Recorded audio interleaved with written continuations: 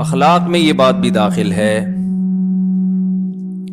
کہ آپ کی نیت کیا ہے کسی کام سے.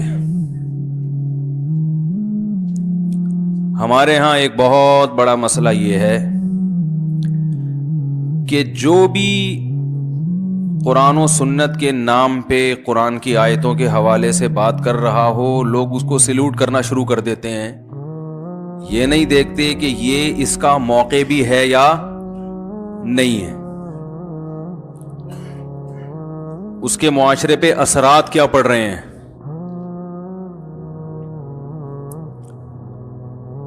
رسول اللہ صلی اللہ علیہ وسلم نے ارشاد فرمایا، المسلم من سلم المسلمون من لسانہ و یدہ. مسلمان وہ ہے جس کی زبان اور ہاتھ کے شر سے دوسرے مسلمان محفوظ رہیں.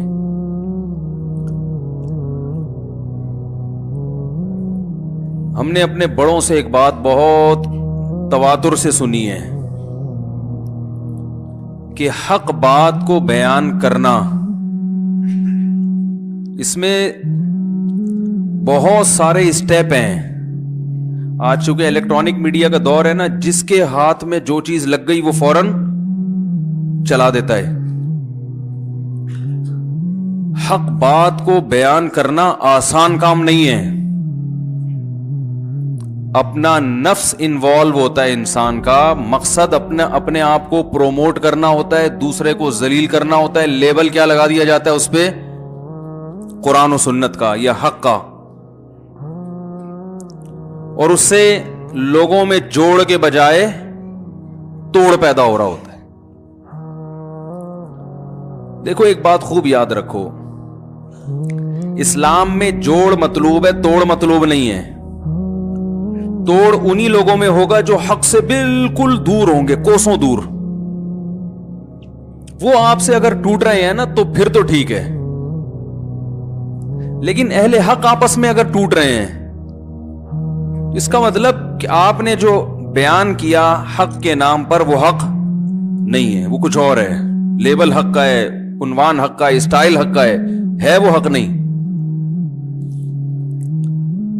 آج ہماری جماعتوں میں فرقے در فرقے در فرقے در فرقے پیدا ہوتے چلے جا رہے ہیں. اتنے فرقے پیدا ہو رہے ہیں. وجہ کیا ہے؟ ہر آدمی جس چیز کو حق سمجھتا ہے وہ ممبر پہ بیٹھ کے ایسے ڈنکے کی چوٹ پہ بیان کرتا ہے. وہ دیکھتا نہیں ہے کہ کسی کے جذبات اس سے مجروح ہوتے ہیں نہیں ہوتے، اس کا عوام کیا مطلب لے گی، اس کا نتیجہ کیا نکلے گا. تو اللہ تعالیٰ نے ہمیں مصلح بننے کا حکم دیا ہے، آگ لگانے والا نہیں بنایا. ہمیں اصلاح کرنی ہے معاشرے کی. رسول اللہ صلی اللہ علیہ وسلم نے ارشاد فرمایا، بدترین شخص وہ ہے جس کی زبان کی شر کی وجہ سے لوگ اس کا احترام کریں. لوگ اس سے ڈریں کہ پتہ نہیں کس وقت کیا بول دے گا، یہ اس سے بچ کے رہو. اس سے پتہ نہیں کیا بول دے گا، کیا فتویٰ لگا دے گا، کیا رپورٹ لے آئے گا. گھروں میں دیکھ لو، باپ کے ساتھ بدتمیزی. لیبل یہ ہوتا ہے کہ ابا کو ہم ابا کی اصلاح کر رہے ہیں، ابا نماز نہیں پڑھتے، ابا یہ نہیں کرتے، ابا یوں نہیں کرتے. لیبل اچھا لگا کے، لیکن ابا سے جو اپنی دشمنی ہوگی وہ اصل میں وہ جو ٹھڑک ہے نا وہ اس طرح سے پوری کی جا رہی ہوگی، ہے دشمنی. تو ہر جگہ یہی چل رہا ہے. رسول اللہ صلی اللہ علیہ وسلم جب مکہ سے مدینہ ہجرت کر کے آئے تو آپ صلی اللہ علیہ وسلم نے صحابہ کرام کو حکم دیا، تہادوا تحابو، آپس میں ایک دوسرے کو ہدیہ دیا کرو، اس سے آپس میں محبت پیدا ہوگی. اس سے ہمیں یہ پتہ چلتا ہے آپ صلی اللہ علیہ وسلم مسلم معاشرے میں نفرت کو پروموٹ کرنا چاہتے ہیں یا محبت کو پروموٹ کرنا چاہتے ہیں نا. تو محبت کو پروموٹ کرنے کے لیے جو محبت کے اسباب ہیں ان کو ہائی لائٹ کیا جا رہا ہے. ان اسباب میں سے ایک سبب کیا ہے؟ ہدیے دینا، گفٹ دینا. صرف ایسا ہی نہیں بتا دیا کہ آپس میں محبت کرو، بلکہ آپ صلی اللہ علیہ وسلم نے محبت کے طریقے بھی بتا دیے کہ کس چیز سے معاشرے میں کیا پھیلے گی؟ محبت. ایک طریقہ ہے آپس میں کیا دیا جائے ایک دوسرے کو؟ گفٹ، ہدیہ. آپ صلی اللہ علیہ وسلم نے فرمایا یہ چیز بھی صدقہ میں داخل ہے، ان تلقى اخاک بوجہ طلیق، کہ اپنے مسلمان بھائی سے مسکراتے ہوئے چہرے کے ساتھ ملو. جب وہ تم سے ملے نا تو آپ کے چہرے پہ کیا ہو؟ مسکراہٹ. اسے لگے کہ اسے آپ کو دیکھ کے خوشی ہوئی ہے. ایسا نہ ہو کہ اس کے بھائی یہ ادھر یار فہد بھائی جلدی سے کام نمٹائیں، یہ لوگ مجھے دیکھنے کے بجائے آپ کو دیکھنا شروع کر دیتے، آئے مجھے دیکھنے ہیں. یا کچھ بھی ہوگا، بلی بھی گزرے گی تو اس کو دیکھنا شروع کر دیتے ہیں لوگ. تو بھائی اتنی دور سے بلی دیکھنے آئے ہو تو توجہ بڑھتی ہے. جو بھی کام ہے نمٹا لیں تسلی سے.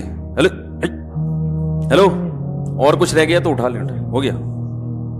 ایک دفعہ میں یہی بیان کر رہا تھا رمضان میں، تو ریکارڈنگ ہو رہی تھی اس کی، لائیو چل رہا تھا بیان. میں نے جب بیان ختم ہو گیا میں گھر گیا تو میں نے وہ ریکارڈنگ جو لائیو کیا تھا بیان دیکھا، اس پہ کمنٹس دیکھے. تو میں نے دیکھا ایک لڑکا اس طرف رخ کر کے نا کچھ تلاش کر رہا ہے.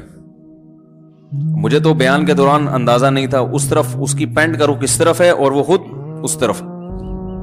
اب لوگوں کے کمنٹس نیچے نا، لوگ بھی ڈسٹرب ہو رہے ہوتے ہیں. لوگوں کے کمنٹس بھائی اس کو تو ہٹاؤ، یہ کون ہے کیمرے کے آگے آیا ہوا ہے.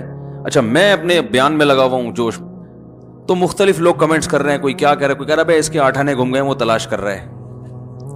ٹھیک ہے نا، اس کے 8 آنے گم گئے وہ تلاش کر رہا ہے. تو دیکھو سارا بیان لوگ چھوڑ کے ادھر لگ گئے تھے.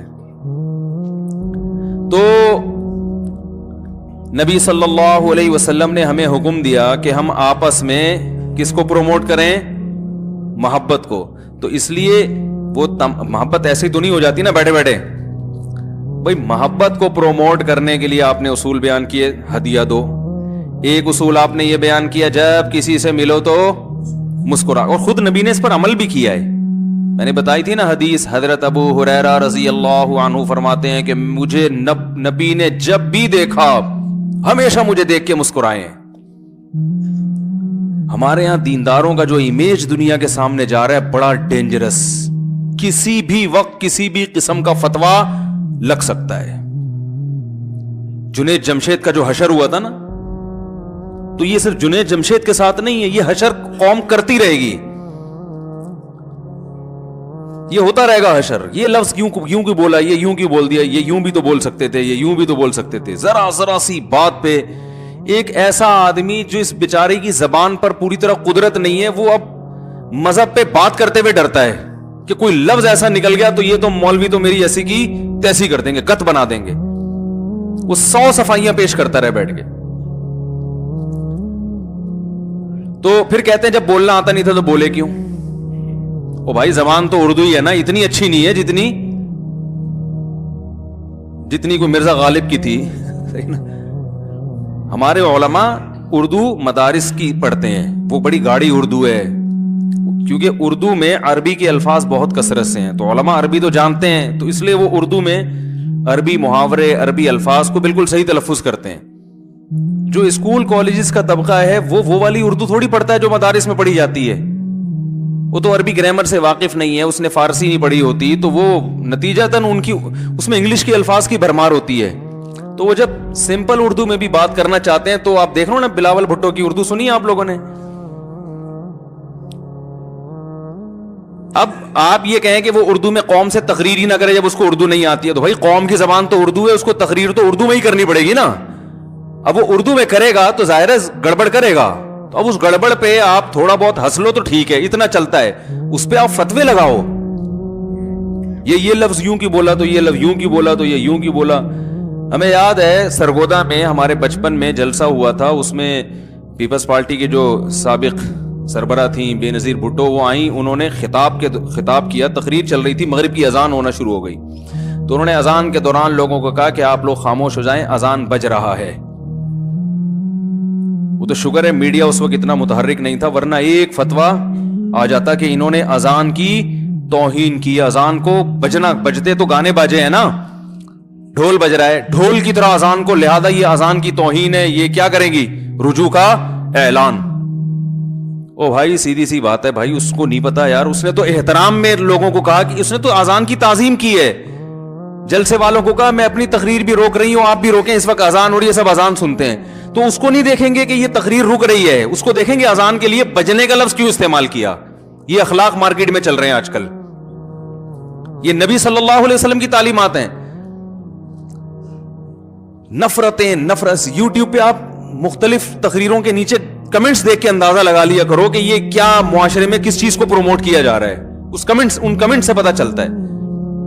اتنے برے برے القاب, یعنی امت ٹوٹتی جا رہی ہے. دھڑے بندی, یہ فلانے مولانا کو فالو کرتا ہے تو اس کے علاوہ کسی کو دنیا میں مانتا نہیں, یہ فلانے والے مولانا کے گروپ کا آدمی ہے, وہ فلانے والے مولاناؤں کی اقسام چل رہی ہے مارکیٹ میں.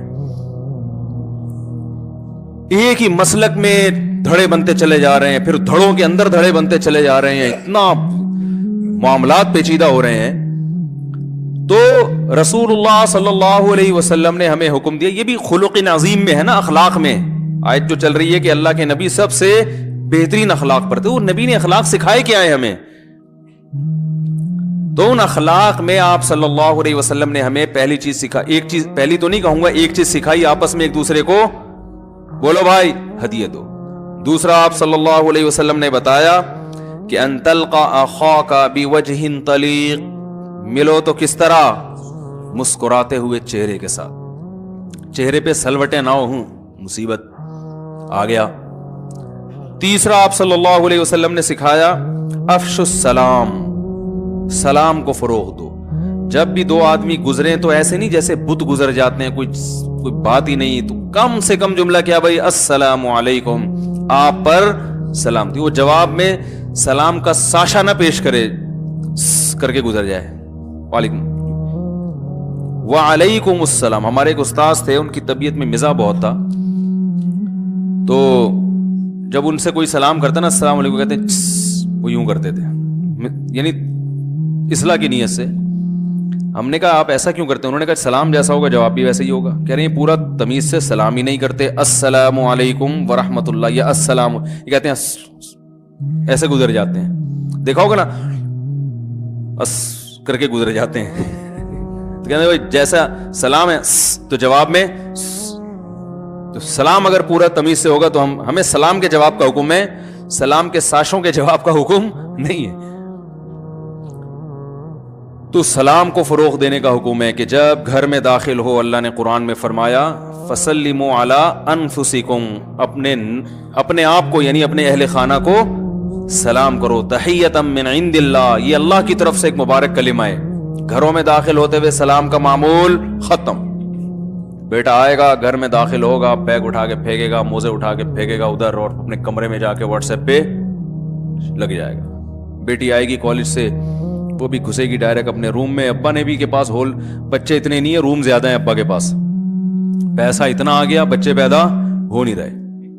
1000 گز کا بنگلہ بنا لیا, اس میں سرونٹ روم بھی ہے, ٹھیک ہے نا, نوکر کا الگ روم ہے, اپنا الگ روم ہے, گیس کا الگ روم ہے. بچوں کے لیے, بچے انہوں نے پیدا ہی نہیں کیے کہ ہمارے پاس جگہ کہاں ہے, وسائل کہاں ہیں. او بھائی تم نوکروں کو کمرہ دے سکتے ہو اور تم یہ کہتے ہو کہ میرے پاس وسائل نہیں ہیں. تو دو بچے ہوں گے, ان کے لیے الگ الگ روم دے دیے ان کو, کیونکہ اتنے روموں کا کریں کیا پھر, تو وہ بچوں کو دے دیے. تو وہ آئے, وہ اپنے کمرے میں, یہ اپنے کمرے میں گھس گئی, دروازہ بند کیا, کنڈی لگائی, بیٹھے ہوئے ہیں. سلام کا, کوئی آپس میں مل بیٹھ کے کھانا کھانے کا, پہلے تو یہ بہت برا سمجھا جاتا تھا. ایک گھر میں رہ رہے اور سب اخبل طریقے سے کھا رہے ہیں, ایسا تصور نہیں تھا, تو بہت برا سمجھا جاتا تھا. بھائی ہمیں تو یاد ہے بچپن میں ڈانٹ پڑتی تھی, کیا جانوروں کی طرح بیٹھ گئے ہو, نکالا کوئی ادھر بیٹھ گیا. جب سب ایک جگہ ہیں تو آپ وہیں آ کے کھاؤ کھانا. سمجھ رہے کہ نہیں سمجھ رہے؟ تو محبتیں مارکیٹ سے کیا ہو رہی ہیں, شارٹ. تو آپ صلی اللہ علیہ وسلم نے ایک طریقہ بتایا, سلام کو کیا کیا جائے, فروغ دیا جائے. یہ تو چند وہ چیزیں تھی جس سے آپس میں محبت بڑھتی ہے.